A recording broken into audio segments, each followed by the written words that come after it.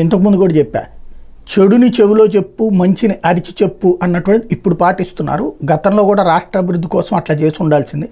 అప్పుడేమో చెడుని అరిచి చెప్పి మంచిని చాటుగా చెప్పుకొచ్చినటువంటి పరిస్థితి ఉంది అన్నటువంటిది. అంటే మన మీడియా పెర్సెప్షన్ బేసిస్ మీదన విషయంలో మంచి చెడులు ఫోకస్ అవుతున్నటువంటి తీరుంది.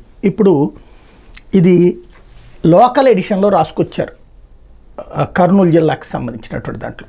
ఆదోనిలో మద్యం మత్తులో పాఠశాలకి విద్యార్థి వెళ్ళాడట. ఇది వింత.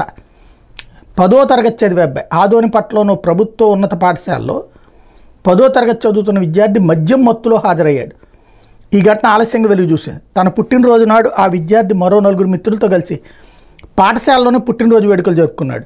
మద్యం మత్తులో ఉన్న విషయం గుర్తించి పాఠశాల ఉపాధ్యాయులు విద్యార్థిని ఓ గదిలో పడుకోబెట్టారు. ఆ తర్వాత విద్యార్థి కుటుంబ సభ్యులను పిలిపించి ప్రత్యేక కౌన్సిలింగ్ ఇచ్చి ఇంటికి పంపించారు.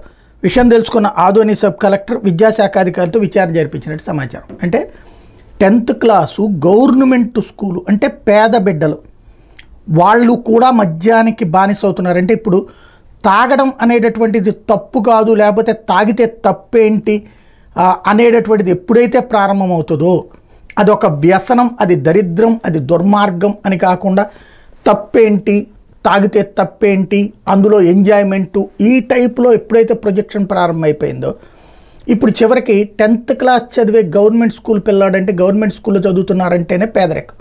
బట్ 4 రూపాయలు భోజనానికేమో రూపాయి, ఏది కిలో బియ్యమేమో రూపాయి, అదే సందర్భంలో మద్యమేమో 100 రూపాయలైనా 1000 రూపాయలైనా కొనుక్కుని తాగేటటువంటి స్టేజీలో పిల్లలకి కూడా ఆ వ్యసనం చేరడం అన్నదే ప్రమాదకరం.